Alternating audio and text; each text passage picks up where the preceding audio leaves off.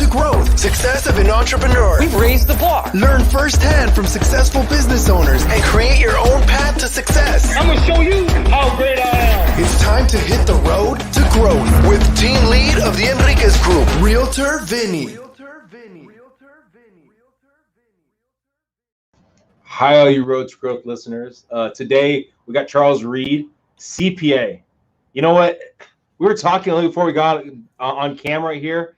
You know, the way I picture most CPAs and tax preparers is very, very dry, very, very relaxed. But from our conversation, it doesn't seem you're that way, Charles. No, I'm not the typical CPA. And look, I go to conferences with them.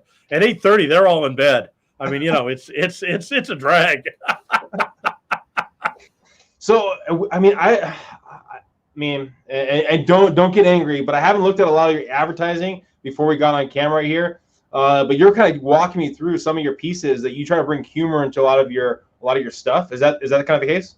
We do a lot of humorous ones. We do a lot of educational videos, but every fourth or fifth, sixth one, we like to do something that's fun.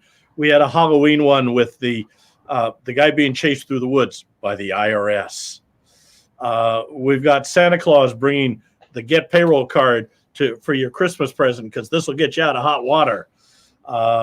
We had the Godfather parody with the guy coming to the Godfather. And he says to the IRS, you know, can you whack him for me? And the Godfather says, no, we're out of the whacking business. But here's a card to GetPayroll. They'll take care of the IRS for you.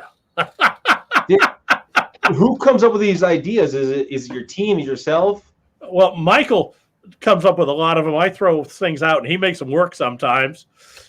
Most of mine he ignores, but that's okay too. I'm a CPA. I'm not the creative guy. You know, I'm the numbers guy. Michael is my videographer. He set up our studio and green screen and so on and so forth. So he does that. Anash is my marketing manager. Pete's our salesman. Our business development manager. So that crew comes up with these things and produces them. Michael edits them and adds special effects and he gets his friends to volunteer their time as actors and so on. So, and we're gonna get into your story of how you got into become a CPA. But I'm just curious. When did you find out it was okay to show basically humor in it? Because I know for myself in the real estate business, it took me a while to be okay with letting loose a little bit when giving information. In 1962, my father was invited to speak at the Illinois Insurance Underwriters Association. And it was 63, 64. LBJ was in, and the War of Poverty. And my father made up these big buttons, and he made up 1,000 of them, and they went out within hours. They were all gone. And it said on there, I fight poverty too.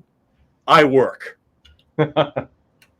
That's what I learned humor was okay in business in the early 60s from my father. So I've always used it since. It makes life easier. It makes life more fun.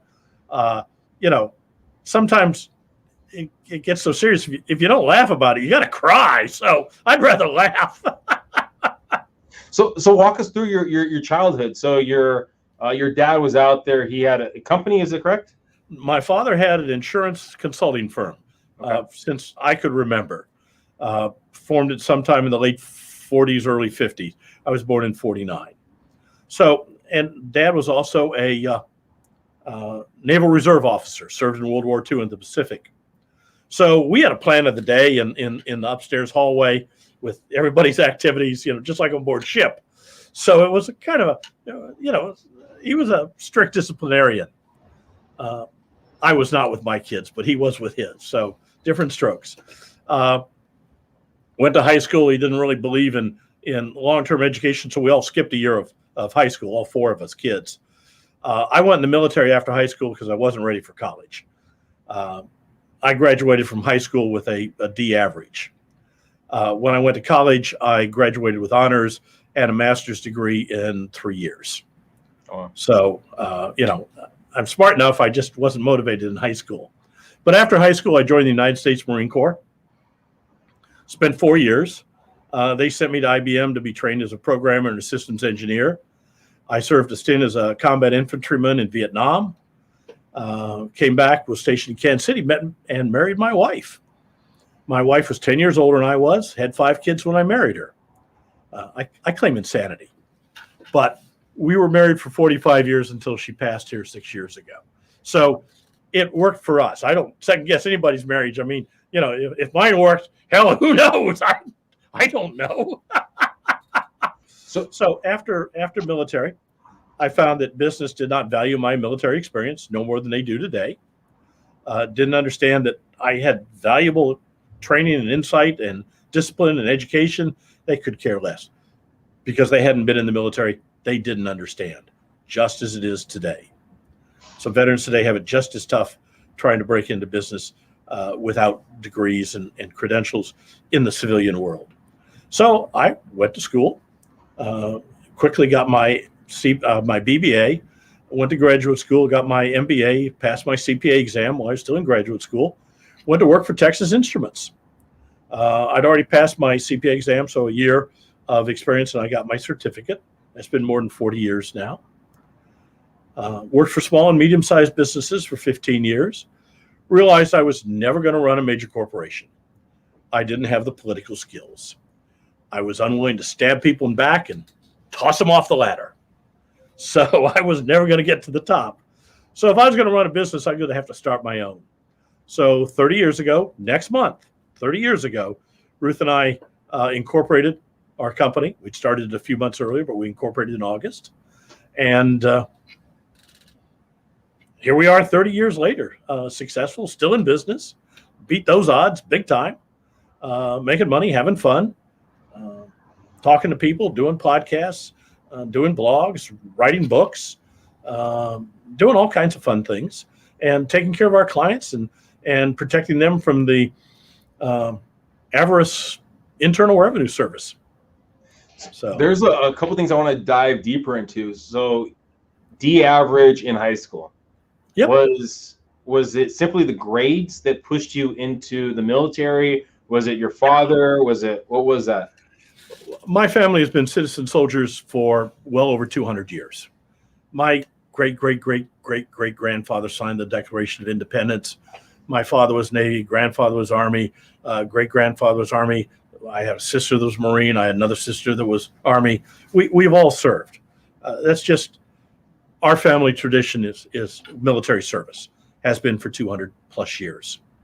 So I'd always wanted to go in and just intended to. And I could have gone to college. I could have done a lot of things. I worked for 6 months, 9 months before I went in. I was second cook at a hotel. I was a long-distance toll testman for AT&T, held 2 full-time jobs. But school had not motivated me, and high school was boring. The teachers were less than perfect. Let's just leave it at that. And I'd read the textbook and do the test, but I was a problem student. I was disruptive. I tell jokes. I had one teacher who was smart, and she let me sit in the back and read a book.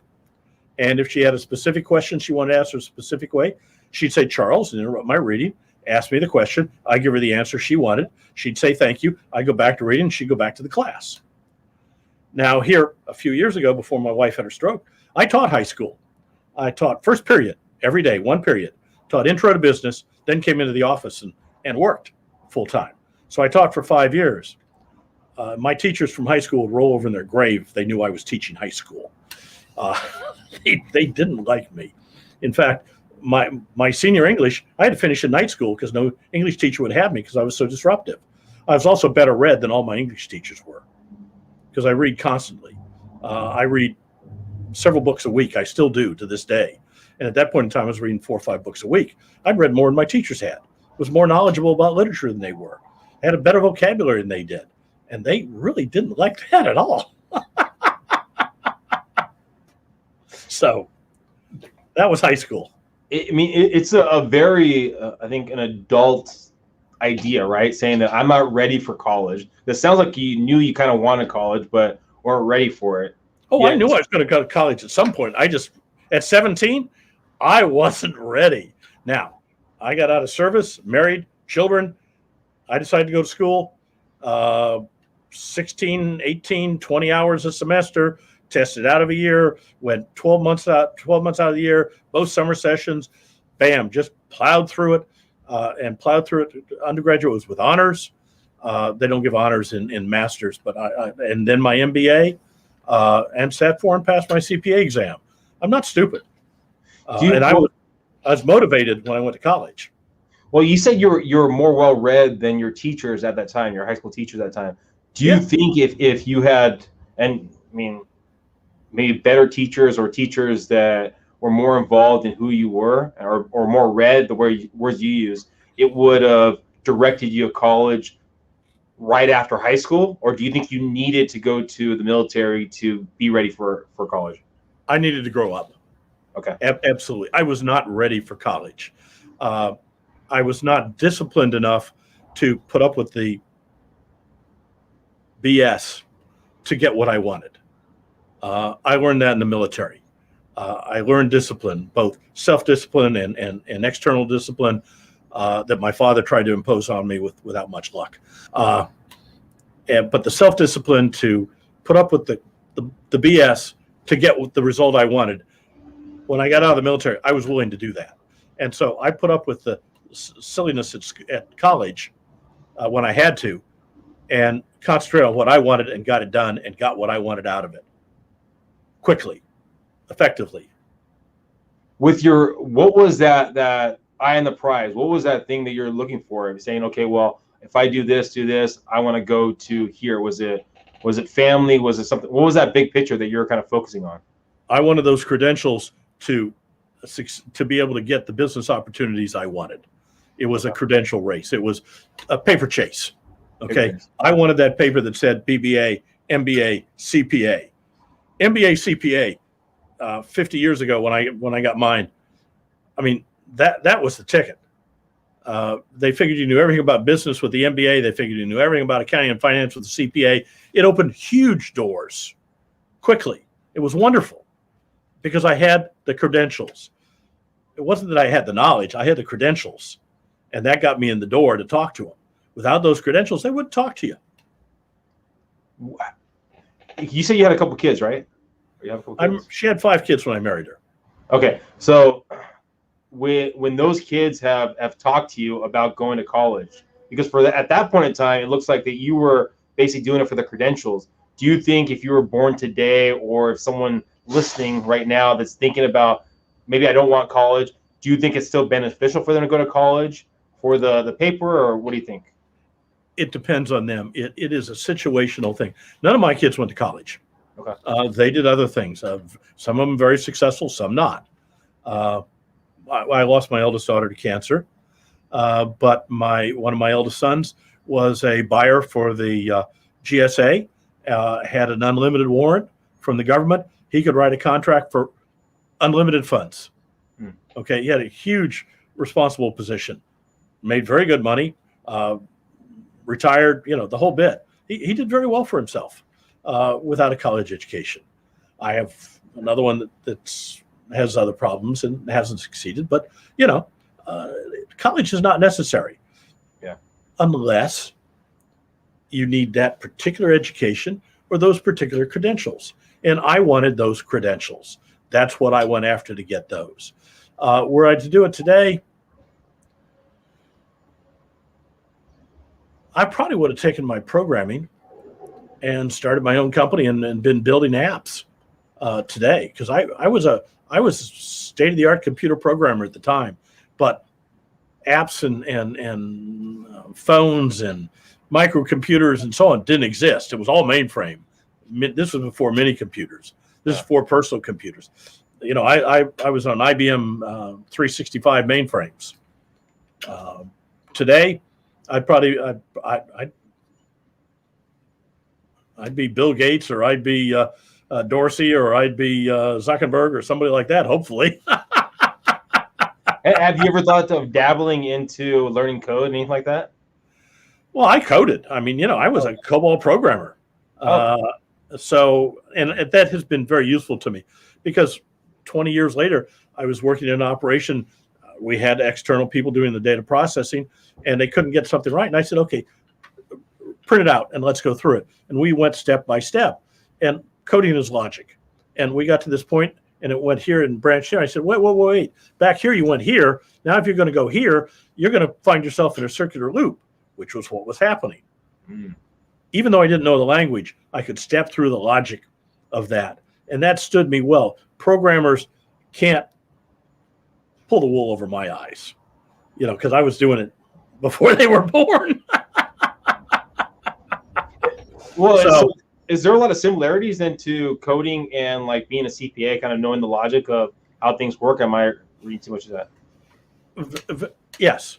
Okay. Doing a tax return is programming. I mean, you're plugging data into a matrix, okay? And it's all logic and it's all rule based. And if you know the rules and you know the logic, then you can make it dance for you. But you got to know it well. You can't just haphazardly do it. You've got to understand all that goes into it, and then you can make it perform the way you want it to perform. Just like programming, you can make it display the image you want if you know what you're doing.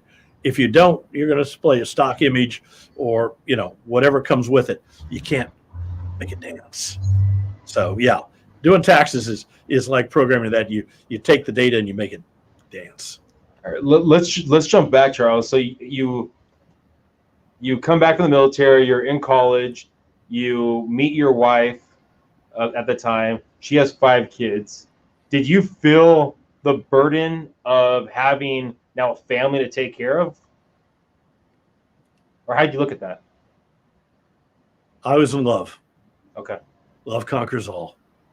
The kids were, and I love my children, don't misunderstand me, but I loved my wife and I learned to love my children.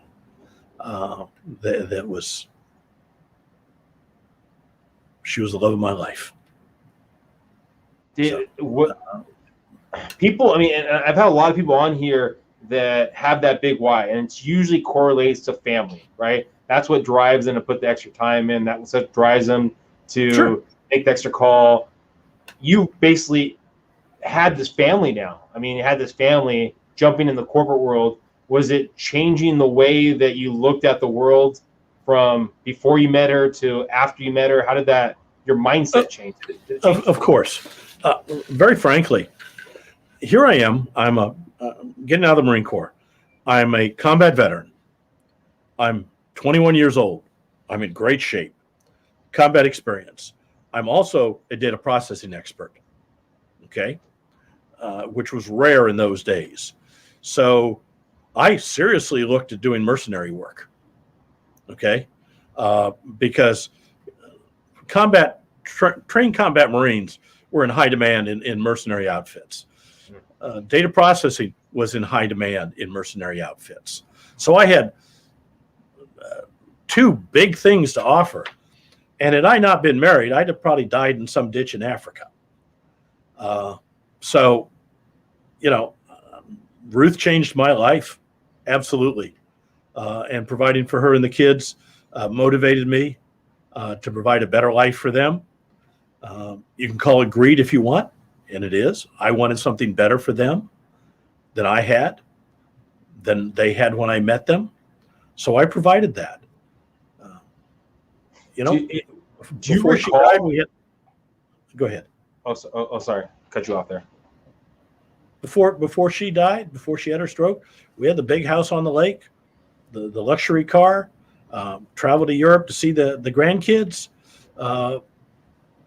She was well taken care of, and I was happy to do it. No, definitely. Do you recall the difference of, I guess, a starting pay in the corporate world? And you don't have to tell me the exact numbers compared to mercenary work. Was it 5 times difference? Was it 10 times? 'Cause I know for myself, I was in Afghanistan doing government contracting, but for construction. And some of the money you can get, especially overseas, is just outrageous. Oh, it was at least 5 times greater to be a mercenary than it was to go to work at TI, even with an MBA. and I know everything worked out in the end. And at the moment, I'm assuming there was the highs and the lows, and especially when you're getting yelled at by your boss and you're like, I don't need to do this. I can go make better money this way right there. I mean, what put you back on track? Was it just simply the idea of looking at your beautiful wife and all your kids? Was that the only thing, or what happened there? I will tell you what Ruth used to say, my wife. I have a vivid imagination. And I was the balloon that would pull her up to see vistas she never imagined. And she had the feet on the ground holding on to that rope that kept me from flying away. That's what worked for us.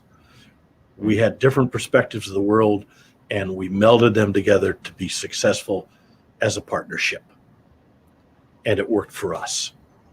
And it kept me from doing wild and stupid things, and it allowed her to do things she'd never dreamed of being able to do.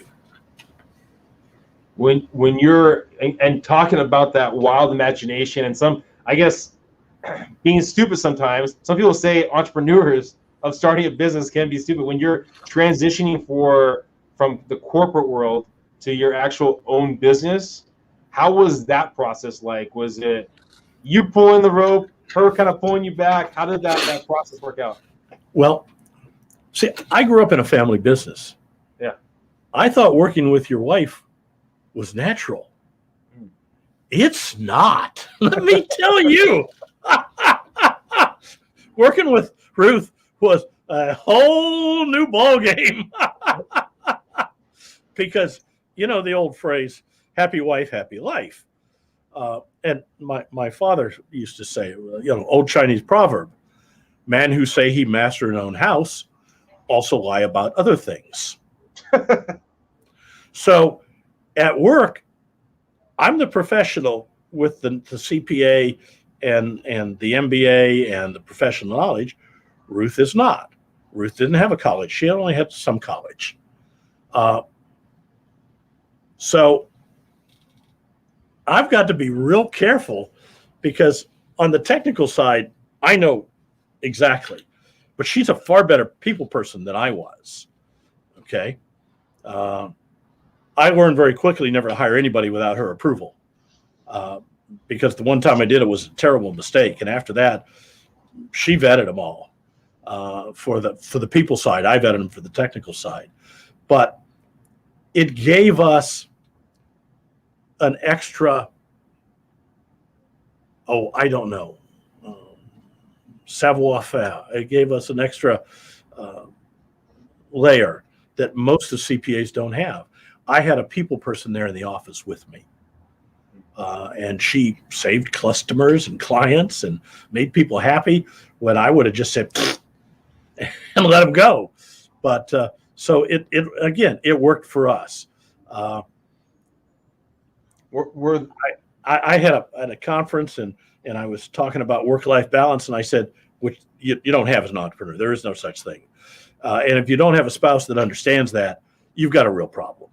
So make sure your spouse understands what it is to be an entrepreneur, and that you're going to be working 70 or 80-hour weeks, and they're going to come second. If they understand that, you'll succeed. If they don't, you may still succeed, but it may cost you your marriage. Yeah, no, sadly. I mean, when the roles, it sounds like the roles were pretty refined later on in the business as you guys kind of grew together. Was it trial and error, or? Well, we've been married for 20 years when we started the business. Okay. And somewhere in the 20 to 25 year range, in my experience, you stop arguing with your wife, because you've had them all. You've already decided who's going to win the argument. You've already set all the rules. You've learned all this the hard way. Okay. You've put up with days of silence and sleeping on the couch and other things to learn all these things. So after 20 or 25 years, you know where the landmines are, and you don't step on them anymore. So we'd already been married 20 years, 21 years when we started this. So most of that was out of the way. There were some things we had to learn. One of the little things was we'd get home, have dinner, get ready for bed. By now the kids were grown. And we get into bed, and she'd have one more item about work she wanted to get off her chest. So she'd tell it to me. She'd roll over and go to sleep because she was done. And I'd sit there worrying until 2 or 3 in the morning before I could get to sleep. So after a year, we set a rule. After dinner, no business. Was it we set the rule, or is it one or the other? I wanted it, and she agreed to it. Okay? Well, it goes back to the idea of you got to pick your battles, right? That was the battle that you wanted to go for. Yeah. Happy wife, happy life. So, in growing your business, what do you think have been the biggest kind of struggles you've had to work through? Oh, real simple. I thought I could market. Okay. I can't market my way out of a paper bag. Okay? I'm terrible at it. Ask my staff, they'll tell you. Now, can I sit down with a potential client and talk about my business and how valuable it is and what we can do for them? Absolutely, because I believe in it. But I can't market and I can't sell long term. It's not me. So when I finally realized that and hired a marketing staff, my business grew much, much faster. How did you find the right people to hire, especially in this current, where everything's digital? There's so much stuff out there, so many, marketers, coaches, however it might be. How did you find the right team for yourself? Well, you lay out what you need, what you think you need, and you talk to people, and you interview and you assess their skill set. They have to have a certain skill set, but beyond that, you have to be able to work with them. If you can't work with them, it doesn't matter how talented they are or how knowledgeable they are. So at least half of it's chemistry. The other half is they have to have the requisite skills. And Anash is my third marketing manager, by far the best. And having been through several others, I learned. And sometimes you learn the hard way. And, experience is a hard school, but the fool learns in no other. So I learned the hard way, and we're doing very well now. But it's you lay out what you think, you read on it, you study it, you ask people, you talk to people, then you interview, you put out a request for a job, you post it, and you talk to people, and you try and find somebody that both fits with you and your crew, and can understand where you're going and has some idea how to get there. Because they have to provide the marketing ideas, because I can't. If I could, I'd be a billionaire. I'd be Jeff Bezos. But I'm not. So it's you got to find that right person. And as I said, Anash is my third marketing manager. So when you're talking about talking to people, is it family, friends, people you network with, people in your same line of business? Who are those people you're kind of bouncing ideas off of? Yes. All the above and then more. Talk to your mentors. Talk to your professors. Talk to your associates. Talk to your competitors. Talk to your networking groups. Talk to your father. He's probably been through it. Talk to your father-in-law. Talk to successful people. The Rotary Club that I belong to, I've been a member for many years, is a great place to meet very successful people that are more than happy to sit down and talk to you and give you the benefit of their experience. I found the Rotary Club has been an extraordinarily valuable source of information and knowledge and insights from people in numerous walks of life that are more than willing to share with a fellow Rotarian. Let's say you're just starting your business today. You're a CPA, right? How long of a process? You have no one on your team. How long of a process is the research stage of kind of finding out what you need and what you need in that position? Is it a week, a month? How long? Well, it's a lifetime. Okay. Because you learn more every day, every week. But to hire that first person, you've got to have worked the business to that point that you hire that person. Yeah. And at that point, you decide what you think you need. I remember when we hired our first non-cost center person, we'd hired several CPAs, but we finally hired a secretary receptionist. And that was a very hard hire because she wasn't bringing in revenue. Yeah. And we were very lucky to find Penny. And she gave the best phone of any person I've ever had. She recognized clients. After she talked to them once, they'd call and she'd recognize their voice and talk to them by name. She was wonderful. She was also lazy. But for the year and a half we had her, it was great. She later went on and was the executive assistant for the head of Mary Kay. Oh, wow. I got a call a few years later and for a reference. I gave her a great one. And I said, she's young. So, you have to understand, she's not 50 years old. So she's young and she has all the problems that go with being young, but she's a great person and she'll do a great job. But you just have to understand she's young and be prepared for it. And she got the job. So hiring people is always difficult, and you learn and you make mistakes. And you got to fix those mistakes. When you find you've hired the wrong person, you got to fire them. And that's always a tough thing to fire people. You've hired them, you've given them a job, you've placed your trust in them, and you find it's not working. And it may work at first, and it may change, but go ahead. How long do you give it for it not to work? Is it until it doesn't work? Okay. I give them chance after chance after chance. I've never fired anybody that didn't expect it. Okay. I've sat them down. I've talked to them. I've explained what I need, what they need to do, what has to happen for them to keep their job. And I don't do it once. I do it several times. And so when it doesn't happen, and I've warned them again and again and again and again, I finally sit down and say, these are the things we've said. This is what's happened. And they go, yeah, I understand. So what do you it's think? Never a surprise. What do you think if someone's listening right now and they're in the process of hiring someone or thinking about hiring someone? What do you think your biggest mistake was in hiring a person? Hiring people I liked instead of hiring people that could do the job. Okay. Yeah. It's easy to hire people you like. Yeah. It's much harder to hire people that are going to effectively do the job. And you've written a couple of books. When did you start? So, you have a marketing team. You're putting content out there. When did you start getting into, okay, I'm going to start putting out books, putting out more information?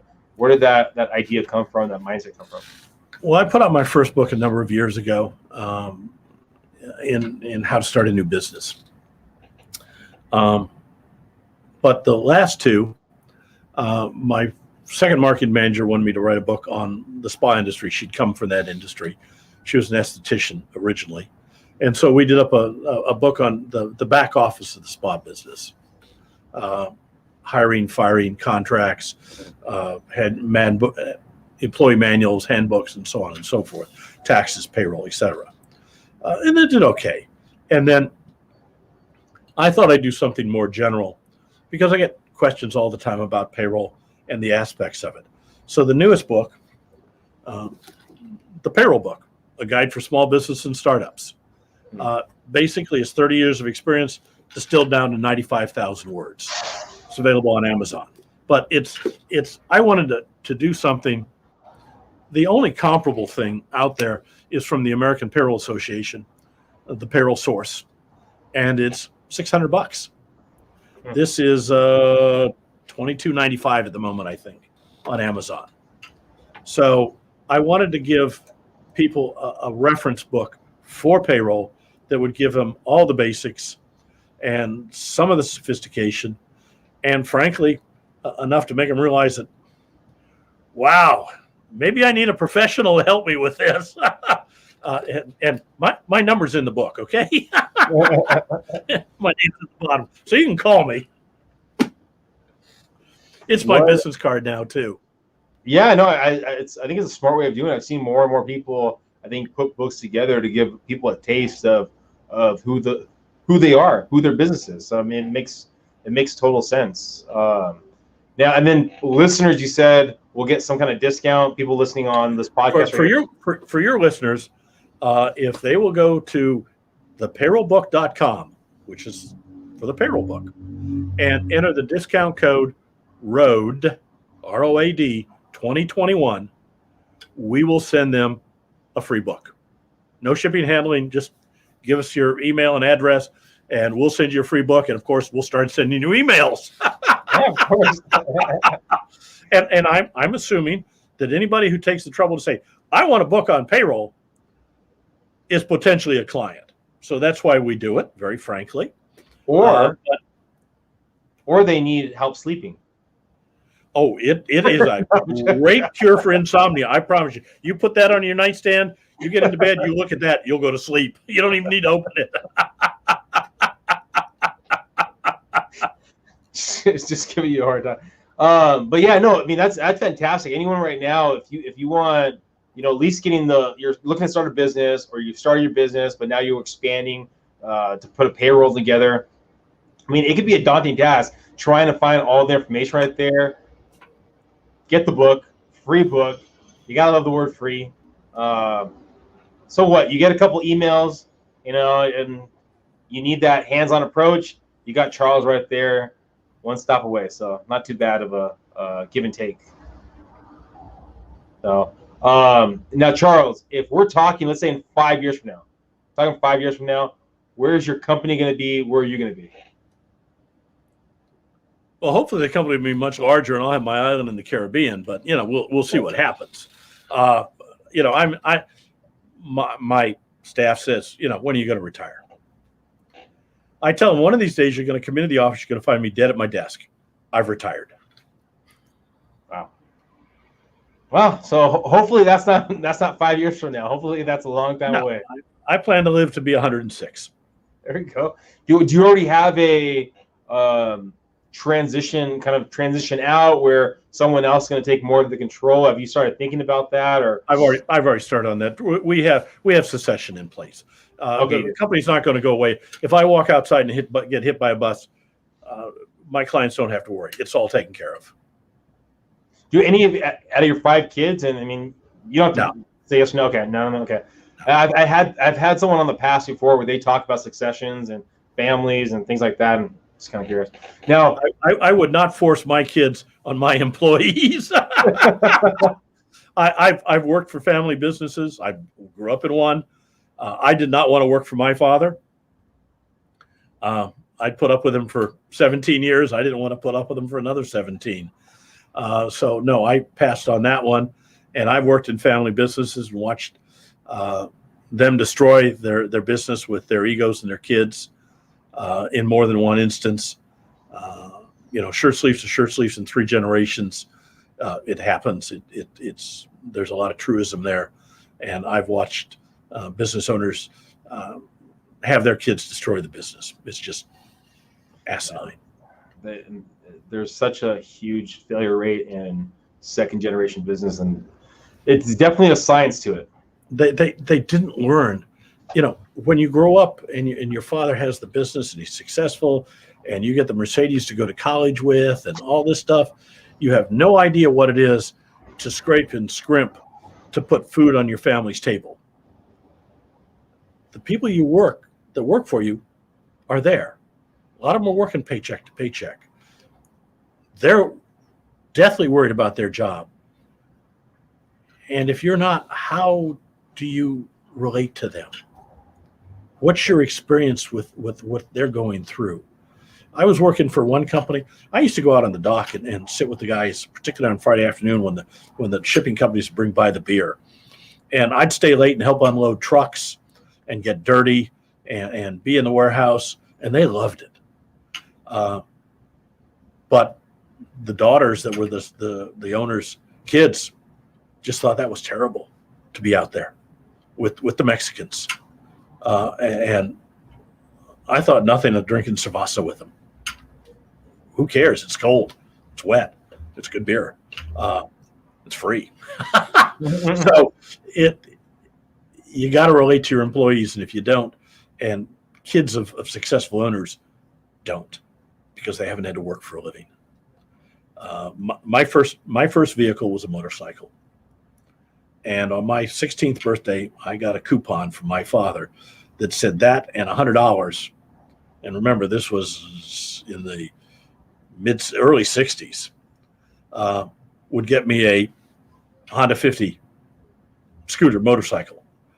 So I went out in the fields and picked beans and topped onions, because those were the summer jobs where I was at, working in the fields to make the $100.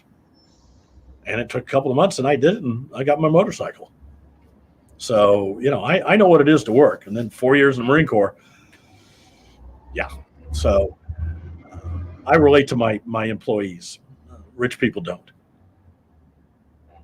Yeah, I mean, again, it goes back to the idea there's such a huge failure rate, and it's a science to transitioning out, and and having your children, your second generation, come from that hunger. If you could go back, let's say if you could talk to your younger self, that person that was going to just join the military, is there any words of wisdom before they enlisted that you would have provided to them? My father and I went up for dinner in Chicago, went to Winsel's. It was a very fancy restaurant at the time, and over to the Illinois Athletic Club to massage and so on. And he'd been obviously Navy in World War II. And he told me, in terms of the military and in terms of combat, if you've been there, no explanation is necessary. If you haven't been there, no explanation is possible.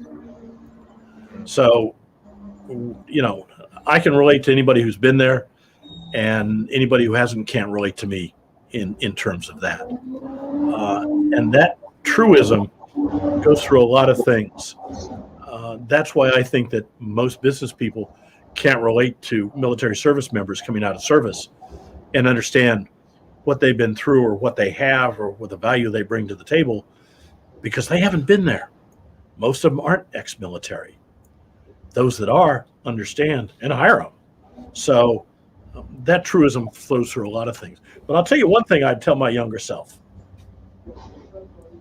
Save money and invest it. Because if I'd done that 55 years ago, I'd be a rich man.